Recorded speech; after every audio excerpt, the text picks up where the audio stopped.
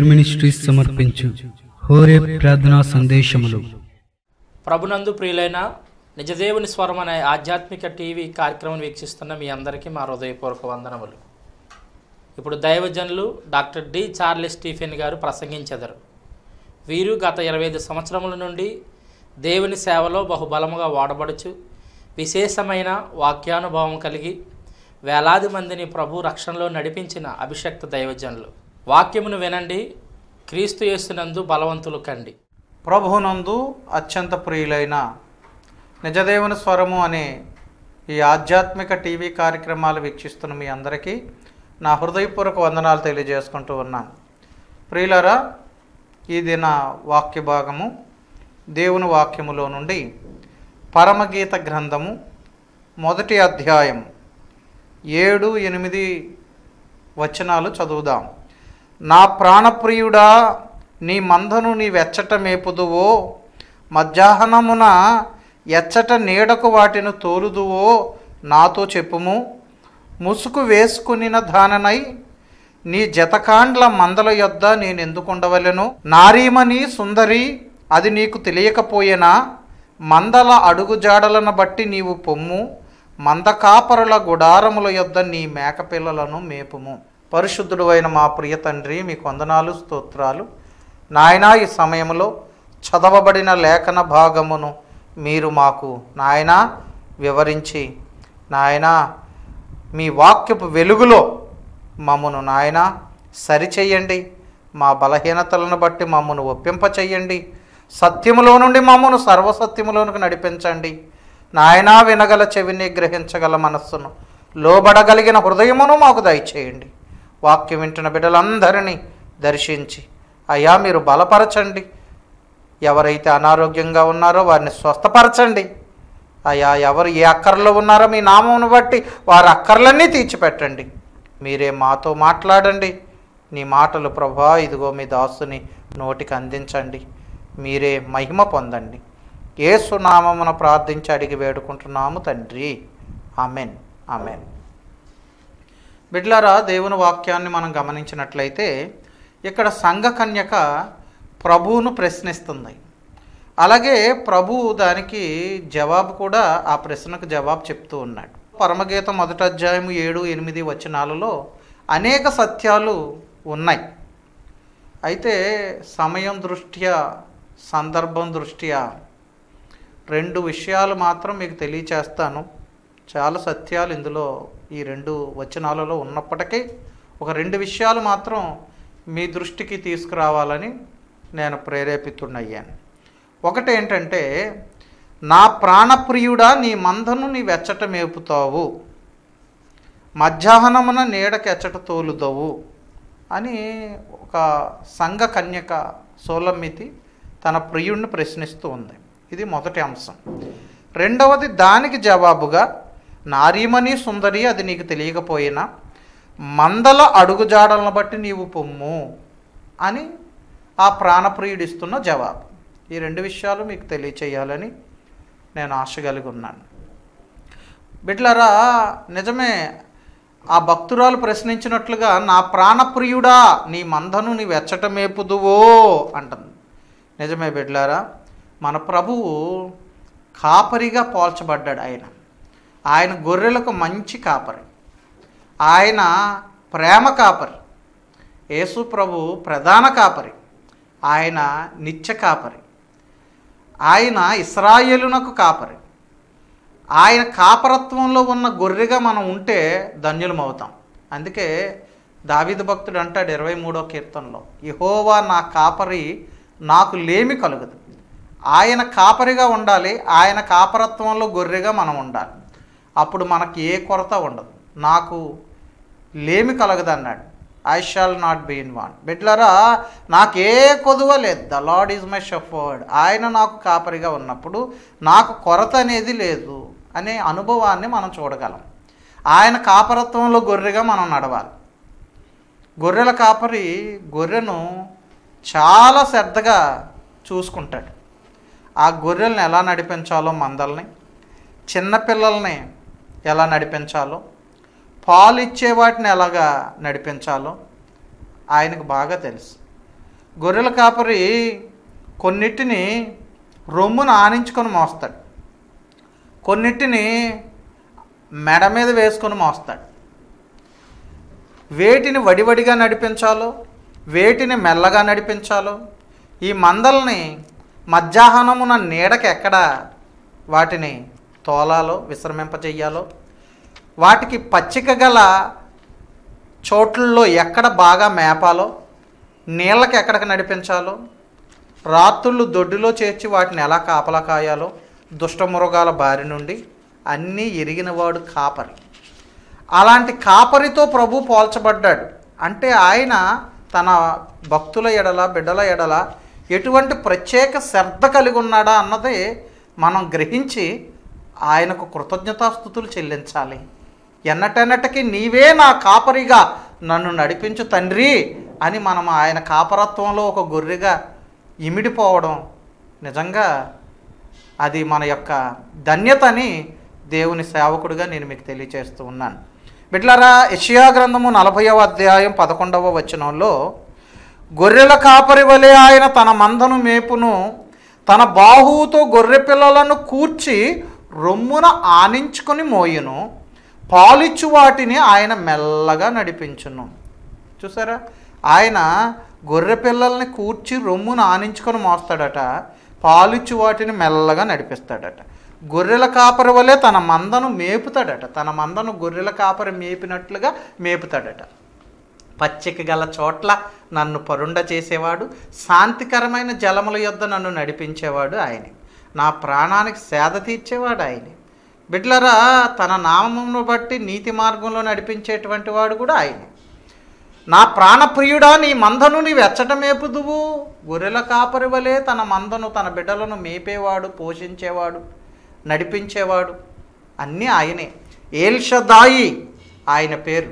L షదాయి అంటే పోషించే దేవుడు, సర్వజీవుల పోషకుడు, సకల మానవుల ఆత్మలకు తండ్రి. బిడ్లరా, సర్వజీవుల కన్నులు ఆయన వైపే చూచుచున్నాయంట. తగిన కాలమందు వాటికి ఆయన ఆహారమును దయచేస్తూ ఉన్నాడట. కీర్తనలు 145వ కీర్తన 15 నుంచి చదువుతున్నాను. సర్వజీవుల కన్నులు నీ వైపు చూచుచున్నవి, తగిన కాలమందు నీవు వాటికి ఆహారం ఇచ్చుదువు. నీవు నీ గుప్పిలిని విప్పి ప్రతి జీవి కోరికను తృప్తిపరుచుచున్నావు. బిడ్డలారా, సర్వజీవుల కన్నులు ఆయన వైపే చూస్తున్నాయంట. తగిన కాలమందు దేవుడు వాటికి ఆహారమును అనుగ్రహిస్తూ ఉన్నాడట. ఒక దొరగారు పెద్ద కోట్ వేసుకొని, ఆయన మోకాళ్ళ దాకా ఒక పెద్ద కోట్ వేసుకొని, కోటు జేబులో చేయి పెట్టి గుప్పిటి నిండా నూకలు తీసి పట్టుకునేవాడు, గింజలు. పావురాలు బోల్డన్ని ఉండేవి ఆయన దగ్గర. ఆయన వచ్చి ఆ కోటి జేబులో చేయి పెట్టి ఇలా తీగానే గింజలన్నీ, ఈ పావురాలన్నీ వచ్చేసి ఆయన మీద, భుజాల మీద, తల మీద వాలిపోయి, చేతుల మీద వాలిపోయి, ఆయన చెయ్యి ఇలాగ ఇప్పగానే ఆ చేతిలో ఉన్న గింజలు తింటూ ఉండేవి. బిడ్డలరా, అలాగే ఆకాశం ఆయన సింహాసనము, భూమి ఆయన పాదపీఠము, దొరలకే దొర ఆ మహానుభావుడు ప్రతిరోజు ఆయన చెయ్యి అలా తెరిచి పెట్టగానే ఆయన చేతిలో నుండి ఆహారం తీసుకొని సర్వజీవులు కూడా తృప్తి చెందుతున్నాయట. సర్వమానవులను పోషిస్తున్నవాడు, నడిపిస్తున్నవాడు, కాపాడుతున్నవాడు ఆయన. బిడ్డలారా, గొర్రెల కాపరి తన మంద కొరకు ప్రాణం పెడతాడట. రాత్రుళ్ళు చాలా జాగ్రత్తగా దుష్టమృగాల బారి నుండి కాపాడతాడట. అందుకే ఇశ్రాయేలును కాపాడువాడు కునుకడు, నిద్రపోడు అనే మాట మనం చదువుతున్నాం కీర్తనల గ్రంథంలో. అంతేకాదు బిడ్డలారా, మనం ఆలోచన చేసినప్పుడు గొర్రెల కాపరి ఆ మంద కొరకు దుడ్డుకర్ర, దండం అనేటువంటి వాటిని ఉపయోగిస్తాడట. 2 ఉంటాయంట. దుడ్డుకర్ర ఈ గొర్రెల్ని మీద హాని చేసే మృగాల్ని బాధడానికి, దండమేమో వాటిని ఆ మందలో నుంచి తప్పిపోకుండా మెడకు తగిలించి మరలా మందలోకి చేర్చడానికి గాను, లేదా ఏమైనా లేత చిగుళ్ళు, చెట్లు కొమ్మలో వాటి నోటికి అందించడానికి కానీ అది ఉపయోగపడుతుంది. గొర్రెల కాపరి దగ్గర దండం ఉంటుంది, దుడ్డుకర్ర ఉంటుంది. అలాగా తన దండము చేత, తన ఆదరణ దండము చేత మనల్ని ఆదరించేవాడు. ఆయన మనల్ని కాచి కాపాడేవాడు, తన దుడ్డు కర్రతో దండముతో మనల్ని సంరక్షించేవాడు ఆయన. కాబట్టి ఆయన అనేక సార్లు అనేక విధాలుగా మన ఎడల తన ప్రేమను వెల్లడపరుస్తూ ఉన్నాడు. ఇక్కడ భక్తురాలు అంటుంది, నా ప్రాణప్రియుడా నీ మందను నీ వెచ్చట మేపుదువు అంటే ఆయన మంచి మేతగల స్థలంలోనే మేపుతాడండి. చవిటి భూమిలో మనల్ని మేపడు ఆయన, సత్తువ గల ప్రాంతంలో మనల్ని మేపేవాడై ఉన్నాడు ఆయన. ఎలాంటి ఆహారం భుజిస్తున్నావు నువ్వు బిడ్డ? యెహెజ్కేలు గ్రంథం 34వ అధ్యాయం 14వ వచనంలో, నేను మంచి మేతగల చోట వాటిని మేపుదును, ఇశ్రాయేలు యొక్క ఉన్నత స్థలముల మీద వాటికి దొడ్డి ఏర్పడును, అక్కడ అవి మంచి దొడ్డిలో పండుకొనును, ఇశ్రాయేలు పర్వతముల మీద బలమైన మేతగల స్థలమందు అవి మేయును అన్నాడు. నేనే నా గొర్రెలను మేపి పరుండబెట్టెదను, ఇదే ప్రభువగు యెహోవా వాక్కు. బిడ్డలారా, ఆయన మేపేవాడు, మంచి మేతగల స్థలమందు వాటిని పరుండబెట్టేవాడు, ఆయన మంచి మేతగల స్థలమందు మేపేవాడు. నా ప్రాణప్రియుడా నీ మందను నీ వెచ్చట మేపుతున్నావు అంటే ఆయన ఇచ్చే జవాబు అది. ఆయన మంచి మేతగల చోట మేపడానికి ఇష్టపడుతున్నాడు. మంచి వర్తమానాల ద్వారా ఈరోజు నిన్ను ఎంతో బలపరుస్తున్నాడు ఆయన. టీవీలో అనేక మంది దైవ సేవకులు బలమైన వర్తమానాలు ఇస్తున్నారు, అనేక కార్యక్రమాలు నువ్వు చూస్తున్నావు, ఈ వాక్యం అంతా వింటున్నావు, నువ్వు ఎంతవరకు బలపడ్డావు, దేవుని కొరకు ఎంతవరకు ఉపయోగపడ్డావు. ఆయన అయితే నీ ఎడలో ఒక ప్రత్యేకమైన శ్రద్ధ కలిగి ఉన్నాడు, నీ కుటుంబం ఎడలో ఒక ప్రత్యేకమైన శ్రద్ధ కలిగి ఉన్నాడు. ఆయన నిన్ను పట్టించుకునే దేవుడు, నిన్ను కాపాడే దేవుడు. గొర్రెల కాపరి ఆ మంద మీద ఉన్నంత శ్రద్ధ కంటే అధికమైన శ్రద్ధతో నీ ఎడల ఆయన కాపుదల కాస్తూ ఉన్నాడు.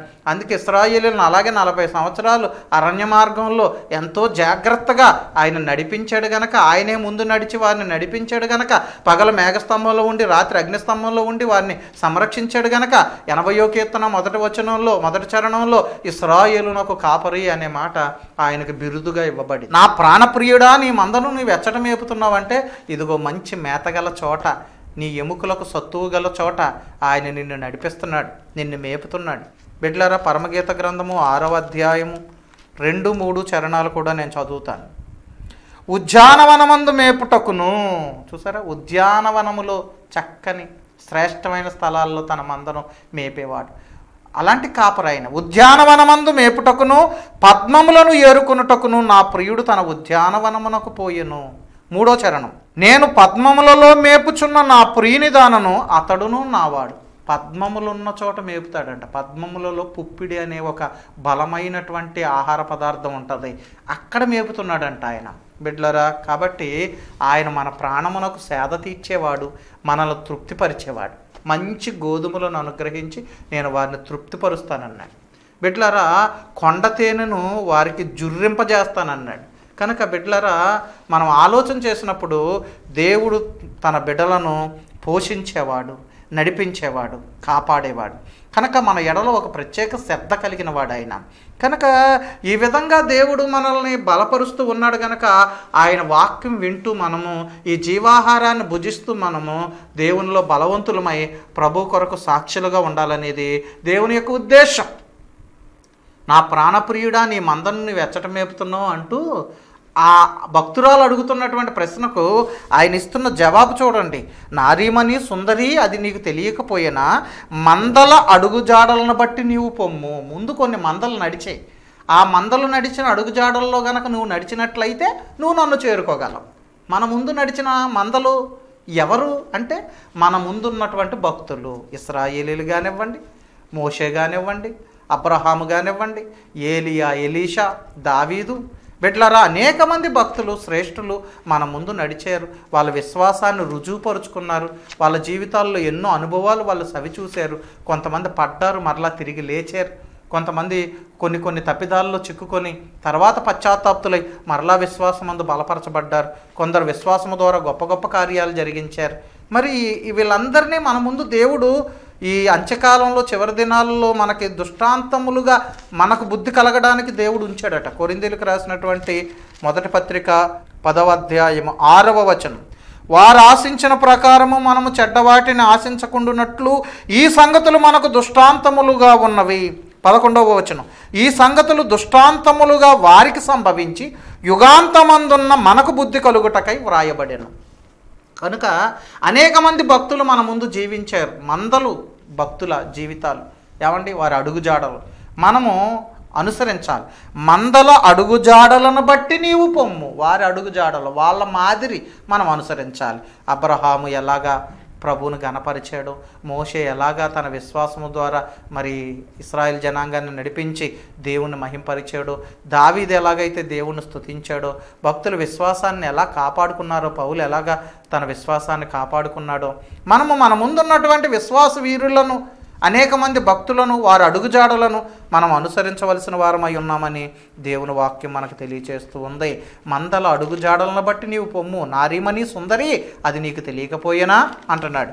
ఇక్కడ యాకోబు పత్రికలో 5వ అధ్యాయం 10వ వచనాన్ని నేను చదువుతున్నాను. నా సహోదరులారా, ప్రభు నామమున బోధించిన ప్రవక్తలను శ్రమానుభవమునకు ఓపికగాను మాదిరిగా పెట్టుకొనుడి అంటున్నాడు.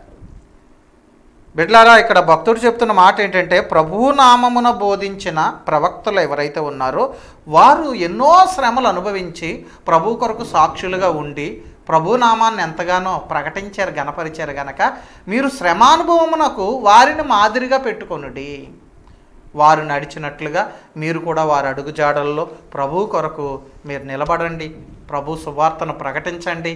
ప్రభు కొరకు కులస్తుల వల్ల కానీ, స్వజనుల వల్ల కానీ మరి కొన్ని శ్రమలు కలిగినా వాటిని ప్రభు కొరకు సహించండి, ఓర్చుకొనండి. మరి వాళ్ళు ఎలాగైతే తమ విశ్వాసాన్ని రుజువుపరుచుకున్నారో నీ ముందున్న భక్తులను చూసి మీరు కూడా ఆ అడుగుజాడల్ని అనుసరించండి అని దేవుని వాక్యంలో ప్రభు మనకు తెలియజేస్తూ ఉన్నారు. అంతేకాదు బిడ్డలారా, మరి ఈ హెబ్రీయులకు రాసినటువంటి పత్రిక 12వ అధ్యాయం మొదటి నుంచి మనం చూస్తే 11వ అధ్యాయం అంతా కూడా విశ్వాస వీరుల జాబితా రాయబడింది. అనేక మంది భక్తులు బిడ్డలారా, హేబేలు మొదలుకొని హానోకు కాణించి నోవాహు, అబ్రహాము, ఏమండి శారా, ఇస్సాకు, అలాగే యోసేపు, వీళ్ళందరి గురించి అక్కడ రాయబడింది. అలాగే మోషే, గిజ్జోను, బారాకు, యెఫ్తా, వీళ్ళందరి గురించి అక్కడ రాయబడింది. విశ్వాస వీరుల జాబితా హెబ్రీ పత్రిక 11వ అధ్యాయం అంతా రాసి 12వ అధ్యాయం దగ్గరికి వచ్చేసేటప్పటికి మొదటి వచనంలో అంటాడు, ఇంత గొప్ప సాక్షి సమూహం. 11వ అధ్యాయంలో ఉన్న విశ్వాస వీరులందరూ ఎంత గొప్ప సాక్షి సమూహమో, ఇంతమంది మహాభక్తులు మేఘము వలె మనలను ఆవరించి ఉన్నందున మనమును ప్రతి భారమును సులువుగా చిక్కులు పెట్టు పాపమును విడిచిపెట్టి విశ్వాసమునకు కర్తయు దాని కొనసాగించువాడునైన యేసు వైపు చూచుచు మన ఎదుట ఉంచబడిన పందెములో ఓపికతో ముందుకు పరిగెత్తుదుము అంటాడు. బిడ్డలారా, ఆయన తన ఎదుట ఉంచబడిన ఆనందము కొరకై అవమానమును నిర్లక్ష్యపెట్టి సిలువను సహించి దేవుని సింహాసనము యొక్క కుడిపార్శ్వమందు ఆసీనుడై ఉన్నాడు.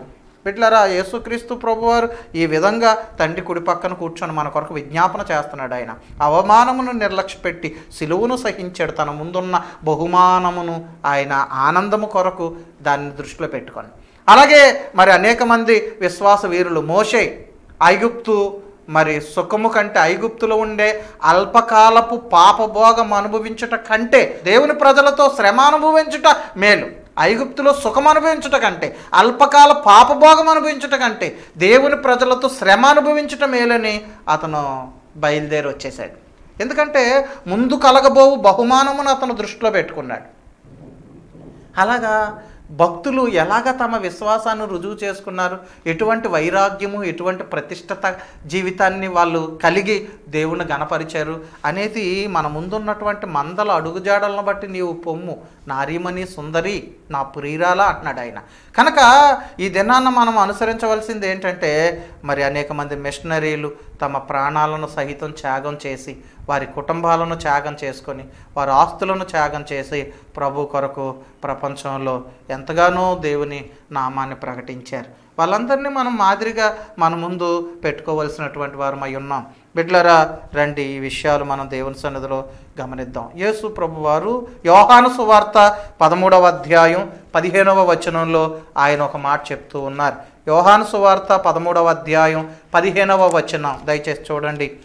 నేను మీకు చేసిన ప్రకారము మీరును చేయవలెనని మీకు మాదిరిగా ఇలాగున చేసి తిని. నేను చేసిన ప్రకారం మీరును చేయవలెనని మీకు మాదిరిగా ఇలాగ చేసి తిని అంటున్నాడు. ఏం చేశాడు అక్కడ ప్రభు అంటే, శిష్యులందరూ కూడా కూర్చొని ఉన్నప్పుడు ఆయన ఏం చేశాడు, వారి పాదములు కడిగి తన పై వస్త్రము వేసుకున్న తర్వాత ఆయన మరలా కూర్చుండి ఏమన్నాడంట, నేను మీకు చేసిన పని మీకు తెలిసినదా? బోధకుడనియు ప్రభు అని మీరు నన్ను పిలుచుచున్నారు. నేను బోధకుడను ప్రభువును గనుక మీరు ఇట్లు పిలుచుట న్యాయమే. కాబట్టి ప్రభువును బోధకుడునైన నేను మీ పాదములు కడిగిన ఎడల మీరును ఒకరి పాదములు ఒకరు కడగవలసినదే అంటున్నాడు. నేను మీకు చేసిన ప్రకారం మీరును చేయవలెనని మీకు మాదిరిగా ఇలాగు చేసేదని. అంతేకాదు, దాసుడు తన యజమానుని కంటే గొప్పవాడు కాడు, పంపబడిన వాడు తన్ను పంపిన వాని కంటే గొప్పవాడు కాడని మీతో నిశ్చయముగా చెప్పుచున్నాను. ప్రభు ఎలాగైతే దీనుడై సేవ చేశాడో, ఆయన ఈ భూమి ఆకాశములను సృష్టించిన సృష్టికర్త అయ్యుండి మట్టి మనుషులు శిష్యుల పాదాలు కడిగాడు.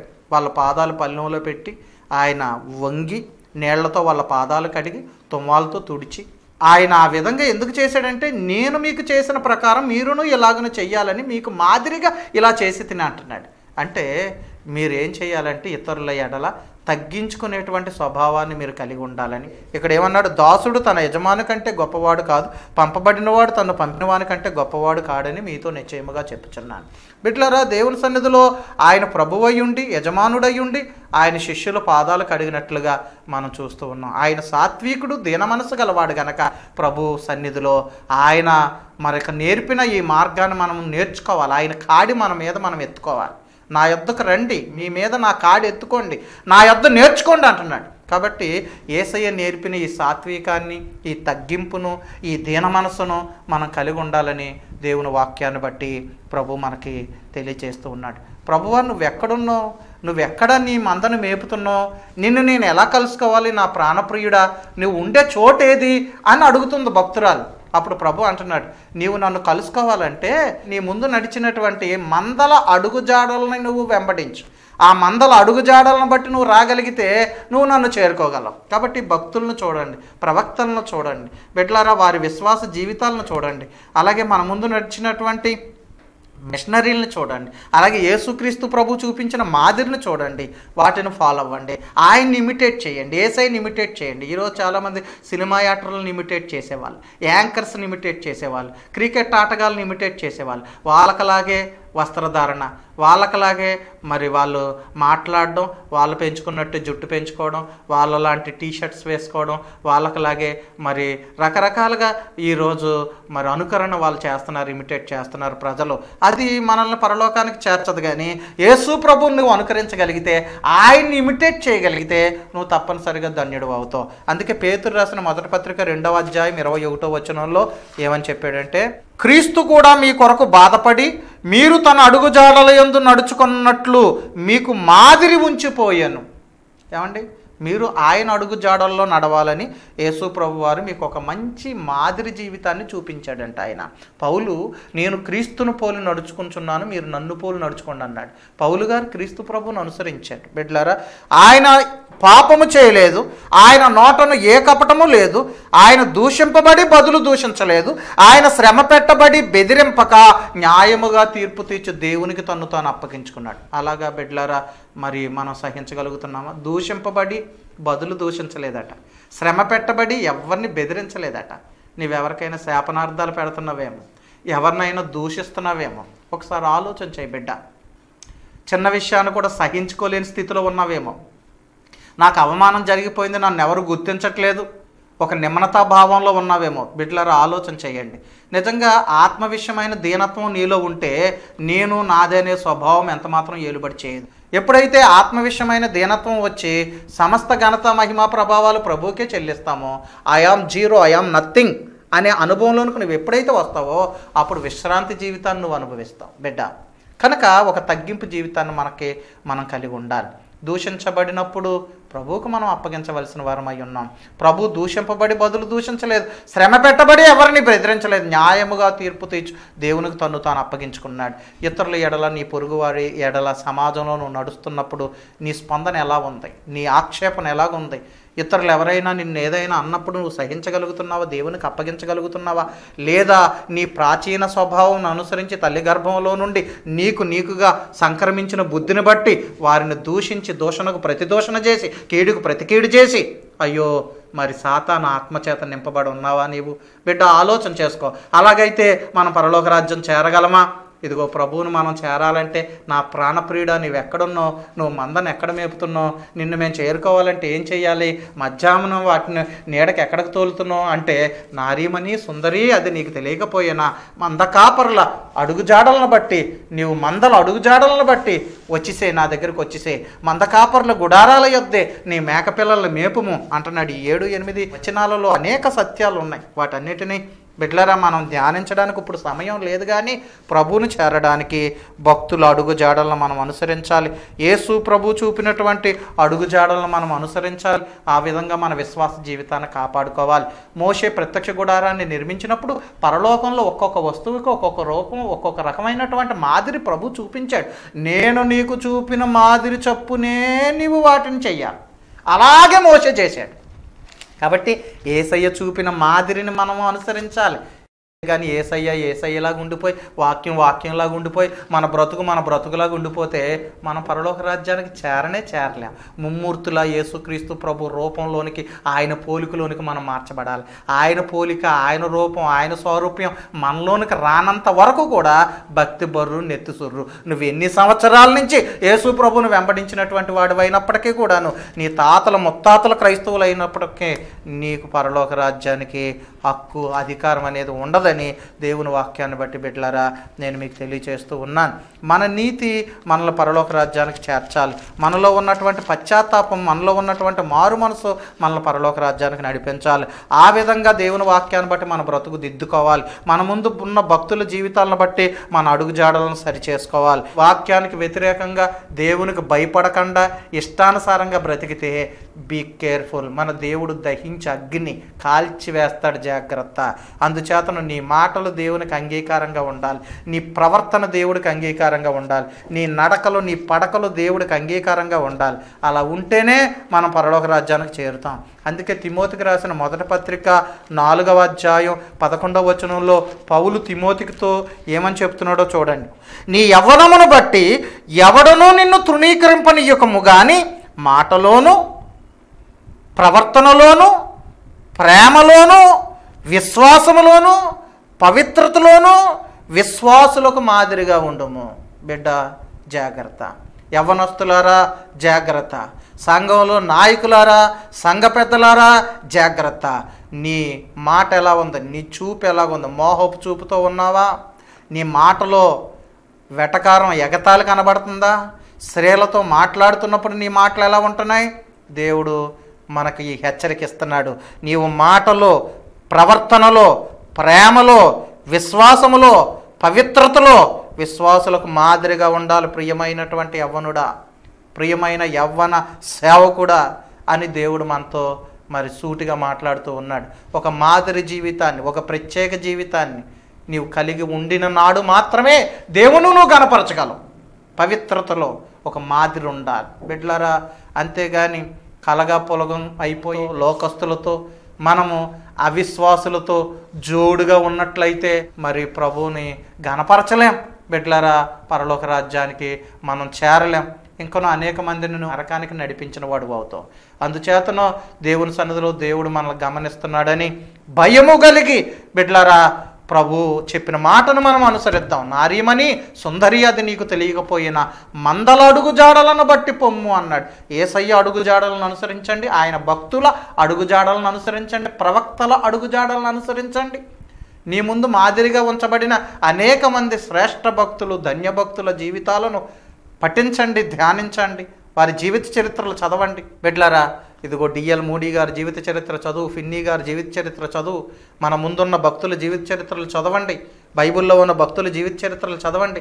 ఆ పుస్తకాలు ఒక్కొక్క మిషనరీ బుక్ విడివిడిగా వాళ్ళ జీవిత చరిత్రలు అమ్ముతారు. ఒక్కొక్క భక్తుని జీవిత చరిత్ర తెచ్చుకోనండి, వాటిని ప్రత్యేకంగా చదవండి. వాళ్ళ జీవితాల్లో ఉన్నటువంటి ఆ విశ్వాసాన్ని, ప్రార్థనను బిడ్డలారా, వాళ్ళ యొక్క మరి పవిత్రతతో కూడిన నడకలను మీరు అనుసరించండి.